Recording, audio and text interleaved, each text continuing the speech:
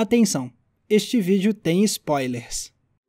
Quando eu falo o nome de Hayao Miyazaki, você provavelmente pensa em filmes deslumbrantes, obras poéticas e cheias de momentos encantadores. Mas tem um filme dele que logo nos primeiros minutos já causa uma impressão diferente disso. Princesa Mononoke, de 1997.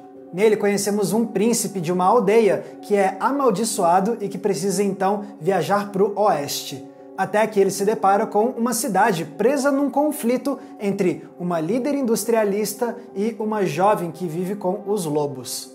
E a partir daí vemos como esse embate coloca em risco toda a natureza que cerca o lugar. E sim, esse é um filme repleto de imagens deslumbrantes e encantadoras, mas ele também é cheio de momentos perturbadores e até mesmo chocantes. Um javali enorme tomado por criaturas nojentas. Animais em estado de decomposição, explosões que dizimam dezenas de criaturas, braços sendo decepados por flechas, cabeças sendo decepadas por flechas, tiros que fazem jorrar sangue, protagonistas se esfaqueando, deuses tendo suas cabeças explodidas, antagonistas que perdem o braço com mordidas de lobos. É evidente que esse filme tem um nível muito maior de imagens perturbadoras em comparação com os outros filmes do Miyazaki. Em outras palavras, Princesa Mononoke é o Miyazaki em seu estado mais brutal. Mas por que ele decidiu seguir esse caminho com esse filme específico? O que está por trás de toda a brutalidade de Princesa Mononoke?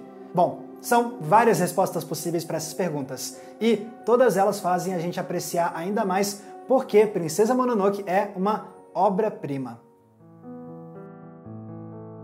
O Miyazaki é daqueles artistas que faz as coisas com um propósito. Se ele decidiu ser muito violento e brutal em Princesa Mononoke, não foi à toa, teve um motivo. Aliás, a meu ver, teve vários motivos.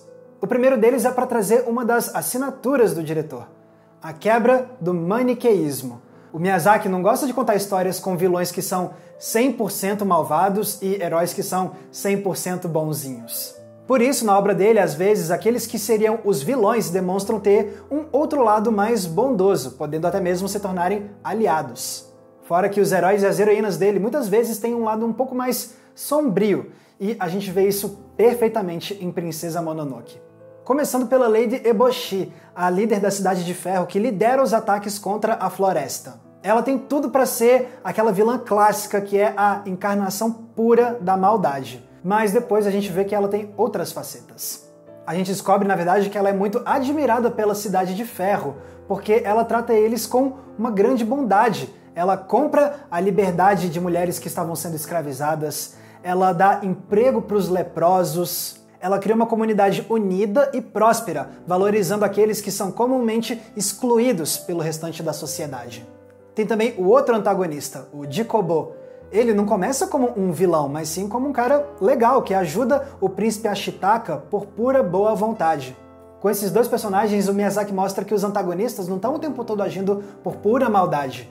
Não, eles são muito mais complexos que isso. E o mesmo vale para os protagonistas. Pô, olha só a Sam, que não é de jeito nenhum a sua tradicional protagonista de filme infantil, que tem intenções nobres e irrepreensíveis. Pelo contrário, o objetivo dela é matar os humanos. Ela quer assassinar a Lady Eboshi. E não são só as motivações da personagem que causam espanto na gente, tem também a apresentação visual da personagem. Uma das primeiras vezes que a gente vê o rosto da Sam de perto não é com um plano que quer mostrar como ela tem uma beleza encantadora ou coisa do tipo. Não, é com esse plano que mostra que ela está extremamente séria e com o rosto todo manchado de sangue. Então, tanto a personalidade quanto a apresentação visual dessa heroína mostram que ela, na verdade, tem um lado bem inquietante e sombrio. O mesmo vale para o príncipe Ashitaka, que, beleza, começa como esse personagem super nobre e que parece ser o personagem mais tradicional de histórias infantis, mas depois a gente vê ele batalhando contra inimigos e a flecha dele simplesmente decepa os braços de um dos caras e outra flecha dele corta fora a cabeça de outro cara. Aquele personagem super admirável de repente se mostra como um personagem capaz de cometer atos extremamente violentos e que causam dor e sofrimento. Então, com toda essa quebra do maniqueísmo, Miyazaki está mostrando pra gente que ele quer subverter as nossas expectativas sobre como personagens de uma aventura infantil devem se comportar. Ele quer demonstrar que a natureza humana é muito complexa e que as pessoas não podem ser facilmente julgadas e explicadas de forma muito simplista. E que é um jeito mais chamativo de trazer essa ideia do que usando uma brutalidade muito gráfica. É chocante, mas funciona. Mas toda essa brutalidade e violência também trazem outras reflexões que o Miyazaki propõe, especialmente se for para falar de ambientalismo. A defesa do meio ambiente é outra assinatura temática que a gente vê na obra do Miyazaki, e Princesa Mononoke talvez seja o filme mais ambientalista dele. Vamos lembrar que aqui a gente tem um conflito entre a humanidade e a natureza. A lei de Eboshi explora de forma predatória os recursos naturais, o que desperta a ira dos espíritos e dos animais da floresta, que começam a atacar os humanos, e aí a gente tem esse ciclo eterno de violência e uma guerra entre os dois lados. E nesse embate a gente vê cenas chocantes, de um jeito que a gente não espera de um filme voltado mais para o público infantil. Os humanos atiram com armas de fogo diretamente nos lobos e causam feridas profundas. Eles preparam armadilhas que explodem javalis aos montes, deixando assim um rastro de animais mortos. A gente vê seres da floresta em estado moribundo ou até mesmo se decompondo de forma nojenta. E nem mesmo o Deus Supremo da floresta é poupado, já que, em uma cena, os humanos simplesmente explodem a cabeça dele. Então Miyazaki não quis seguir um caminho seguro para retratar a agressão contra a natureza. Você concorda comigo que ele poderia perfeitamente ter só mostrado florestas desmatadas e rios poluídos e coisas parecidas? Já daria conta do recado sem chocar demais o público. Mas não, ele foi além e mostrou a violência sendo infligida aos animais, e de maneira muito gráfica. Porque Miyazaki não queria que a gente olhasse e pensasse, ah, nossa, que triste isso que estão fazendo com os bichinhos, né? Não, ele queria que a gente olhasse e pensasse, meu Deus, que horror! A brutalidade está ali para a gente sentir de forma visceral o quão assustadora é a violência que a gente pratica contra a natureza. É uma tentativa de despertar a gente pelo choque mesmo, para a seriedade que é cuidar do meio ambiente. Mas não são só os humanos que assustam nesse filme, porque em vários outros momentos o Miyazaki mostra como a natureza também pode ser muito perturbadora. Beleza, a gente tem várias cenas que nos causam deslumbramento com a floresta e com seus habitantes. Mas a gente também tem os Kodamas, que são esses espíritos inquietantes da floresta. Ou então os macacos, que são representados como silhuetas com olhos vermelhos e com uma fala muito lenta, dizendo que eles querem matar e talvez comer os humanos. Já os lobos, que são a família da San, também conseguem botar bastante medo nos espectadores. E não dá para esquecer, é claro, do deus da floresta, uma espécie de alce celestial com um rosto humano apavorante. E por onde ele pisa, a natureza desabrocha e apodrece em questão de segundos. E quando esse deus é morto, a gente vê ele tomar essa forma humanoide gigantesca e assombrosa. Mas se a intenção é defender a natureza com esse filme, por que retratar ela como sendo algo também assustador? Por que não só representar a natureza como uma bela vítima frágil das ações da humanidade? É aí que a gente volta mais uma vez para aquela quebra do maniqueísmo que eu comentei agora há pouco. O Miyazaki quer lembrar a gente que a natureza não é essa entidade totalmente indefesa. Pelo contrário, se a gente machucar a natureza por tempo suficiente, ela pode perfeitamente se voltar contra nós. Algo que, a propósito, a gente vive hoje em dia na vida real com as mudanças climáticas causadas pelo aquecimento global. Então, retratar a natureza nesse filme como algo que também consegue ser assombroso é uma advertência para lembrar a gente do poder que a natureza pode ter caso ela decida dar o troco na gente. E se esse é o caso, não seria mais inteligente repensar como a gente trata a natureza? Até porque, no fundo, nós humanos não somos algo separado da natureza, certo? O que nos leva ao terceiro propósito por trás do uso da brutalidade em Princesa Mononoke. Quanto mais a trama de Princesa Mononoke avança, mais o Miyazaki vai borrando essa linha imaginária que supostamente separa os humanos da natureza.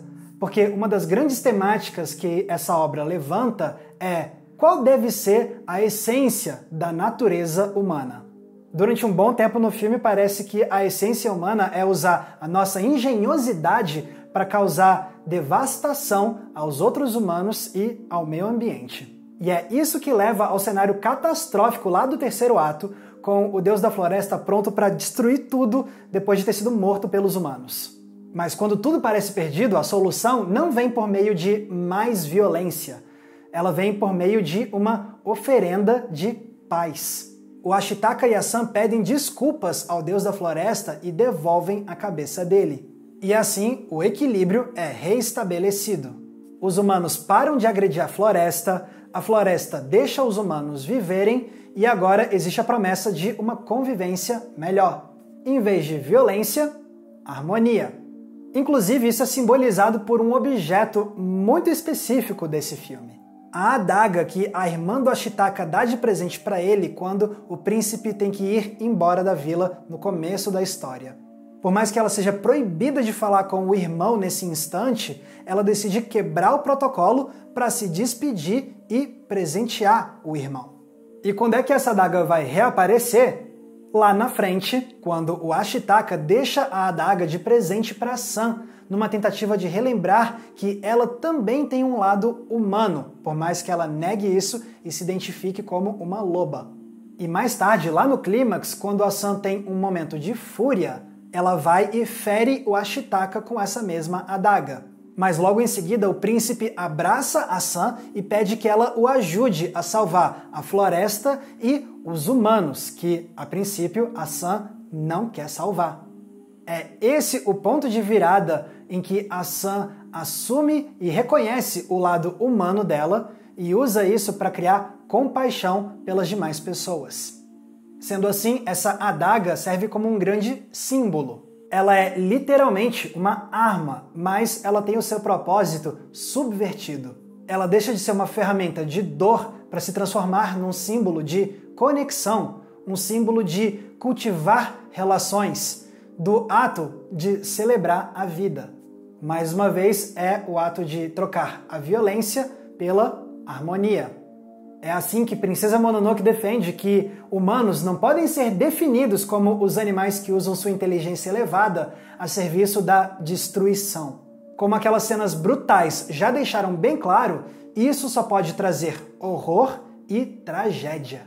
Em vez disso, os humanos devem ser definidos como os animais que usam a inteligência para cultivar tanto a humanidade quanto a natureza. Porque, no fim das contas, não existe de verdade essa separação. Somos todos uma coisa só com o mundo.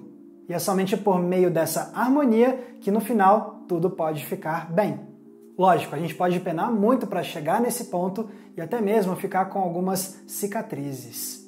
Mas o Miyazaki quer passar para o público dele, especialmente para o público infantil dele, uma mensagem positiva de que é possível alcançarmos um futuro melhor se a gente sempre lembrar qual deve ser a verdadeira natureza humana. Então, como a gente acabou de ver, de fato, Princesa Mononoke é o filme mais brutal de Miyazaki. Mas isso não é gratuito. Existe um propósito por trás dessa brutalidade. Ela está lá para nos lembrar que seres humanos são mais complexos do que a gente imagina. Ela está lá para nos chocar de verdade e fazer a gente sentir no nosso estômago o quão horrível é a violência que a gente perpetua. E ela está lá para nos lembrar que essa mesma violência não pode ser o que nos define. Sim, essa brutalidade existe em nós, mas ela não pode simplesmente correr solta. Essa brutalidade precisa ser reconhecida, compreendida e, enfim, superada, para que depois só reste a beleza da existência.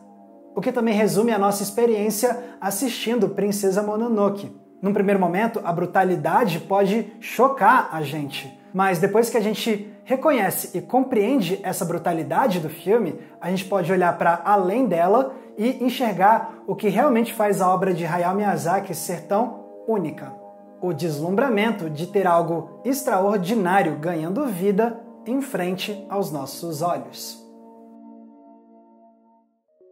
Olha, eu vou ser sincero, eu estava com muita saudade de lançar uma análise sobre um filme do Miyazaki. Eu acho que já fazia 3 anos que eu não lançava um vídeo desses. E eu espero que vocês tenham gostado também e também tenham matado um pouco dessa saudade. E pessoal, lembrando que se vocês querem ajudar a gente a manter o Entre Planos no ar, vocês têm algumas opções. Uma delas é usar o botão de Valeu Demais, que está aqui embaixo do vídeo. Ele é tipo uma gorjeta. Você escolhe o valor e deixa um comentário que vai ficar destacado com uma corzinha diferente. Mas se vocês quiserem ajudar a gente com um valor que entra todo mês de forma recorrente, vocês podem ir na nossa campanha do Apoia-se.